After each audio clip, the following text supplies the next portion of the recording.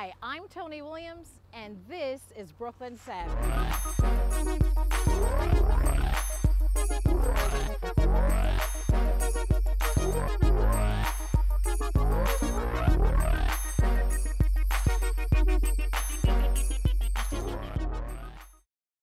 Hi, I'm Tony Williams, and welcome to Brooklyn Savvy.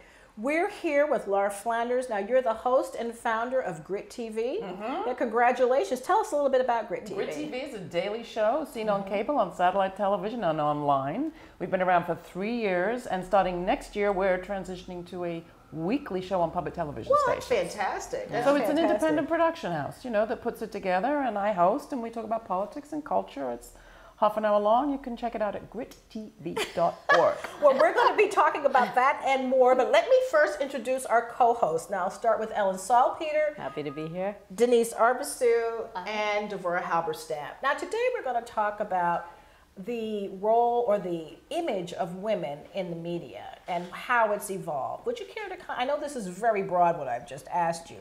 It's broad, about broads. No, I mean, it's a huge transition, right? We've gone from, you know, Father Knows Best and Lucille Ball to Christian Amanpour and Rachel Maddow. We've got Ellen, we've got Rosie. I mean, it's an amazing transformation that we've seen.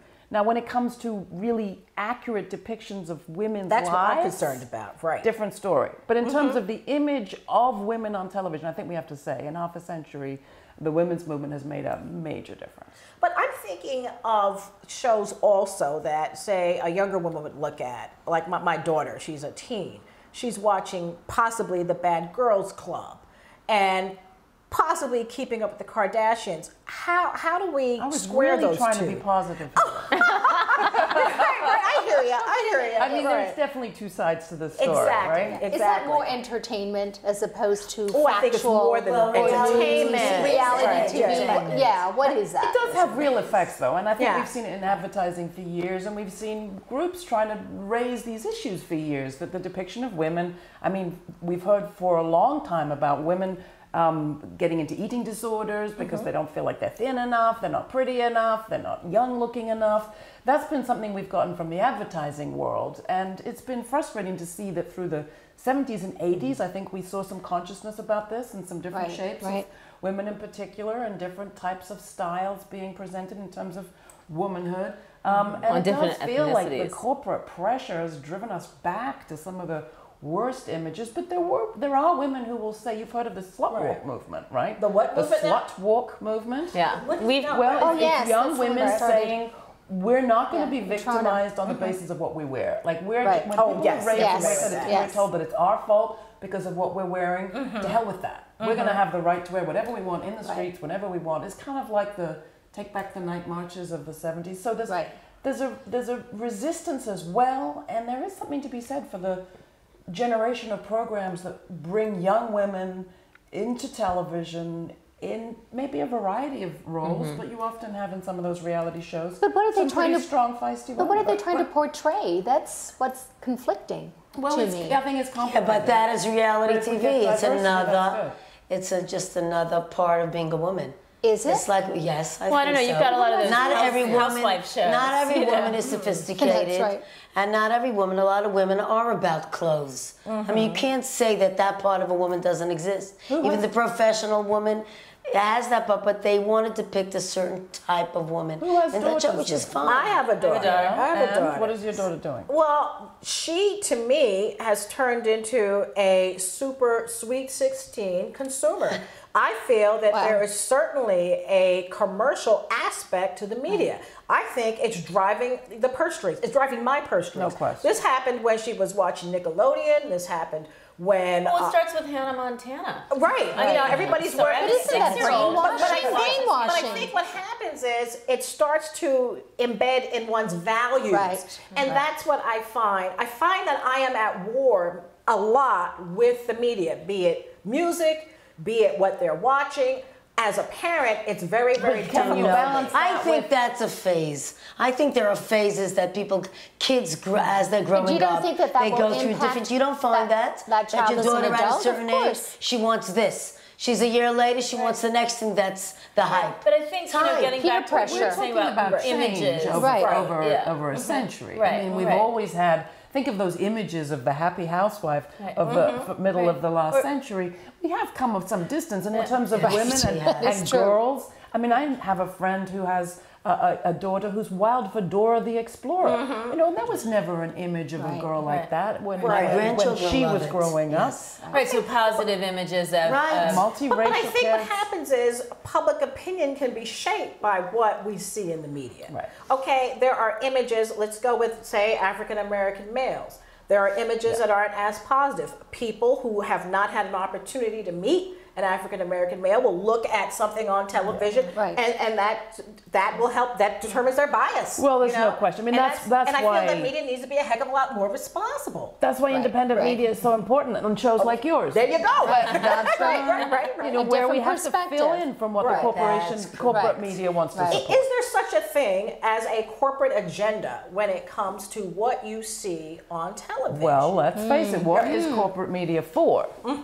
We want to. You're talking about the things that television could do: show everybody in their diversity, break stereotypes, introduce people to each other, have interesting conversations like you do here.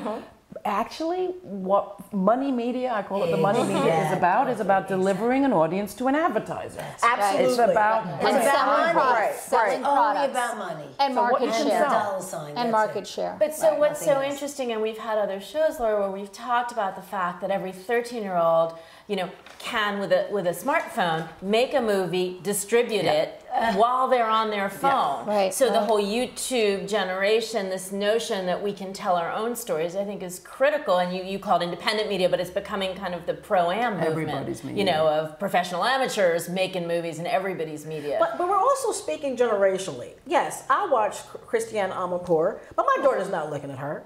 You know, she's looking at something very, very different. And I just wonder, you know, how are we losing a group of girls You right don't think now? your mom said the same exact thing? You know what? That's possible. No, that's possible. Doesn't every parent say, "Oh, I in my so day"? don't think so. I Right. so Yeah, don't speak think to that. so. Speak to that. I so, as a parent, Yeah. raising children, and my daughters are grown, I would have to say that I think it just is all age related.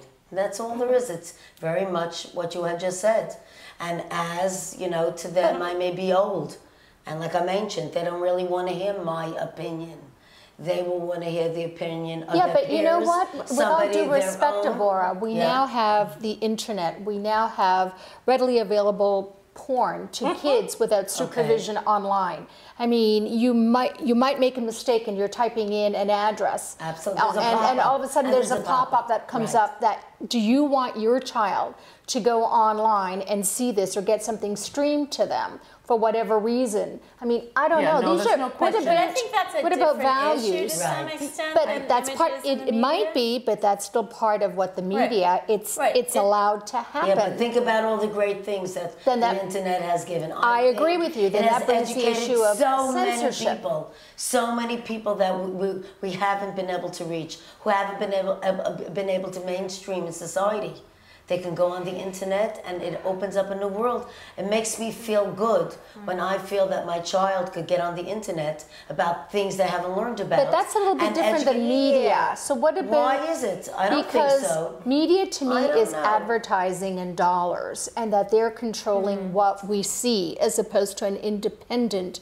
Well, look at Well, media. media. I mean, again, to be the booster of media here, I think that we had 10 years ago a situation with most of the same problems with respect to pornography and the most horrendous representations of women. At least now we have alternatives, Balance. and we have the media that women are making for themselves, that girls are making for themselves. And if any of us doesn't like what we're seeing on a particular website, we can let that website and other people know. Right. We can In organize real a time. campaign. That's right. And to that say is true, never in real buy time. from those advertisers. Those people are supporting, you know, the pornographication of women and our girls. so we have some power we never had So do you before. feel that the media is basically saying that women are now equal, that we don't have to work towards equality? I mean, we're making now when you're $78, 78 cents on the dollar. Right. You know, so we're at a point now where, you know, we can see a diversity of images and we can basically, you know, get ready to lose You know what I thought was amazing this year was earlier this year the statistics came out about wealth. Yeah. Because Right. we can talk about income and we can talk about the 76 cents per dollar earnings. It's 62 cents for But African you talk Americans, about 53 cents for wealth, Hispanic women. Right. how many assets people have. Right. Women, on average, have 6% of the wealth of equivalent men. So race by race, group by group, 6%. And when it comes to African American women and Latino women, you've got something like an average wealth of $100. Compared to white women, $42,000. There you now, go. the interesting thing is that That's story staggering. was barely covered. Yeah. So Right. Really right. happened to Here cover you have that a story. fundamentally huge contrast between men and women, having to do with how much women have inherited, how much women I was have just been going to earning ask over you decades. that. Is it that women inherited that, or did women earn that sure money? they earned We're it. still, because I think, there's recovering. a difference. Well, we're right. recovering from a culture where Women the didn't own men assets. inherited. Right. And we're comparing in Right. this instance, Right. the 6% figure has to do with unmarried women, because it does get more Right. complicated once you're talking about married women. But I still think that's an extraordinary statistic. And no one's the picked- contrast I've not racially heard that. was Yeah. enormous, and it got almost no attention. And I think it ran into what you're I'm actually saying, which not is the surprised. desire I'm of not our media surprised. To say that everything is equal. fine. I'm not Well, we're going to have to take a break, but we will be right back.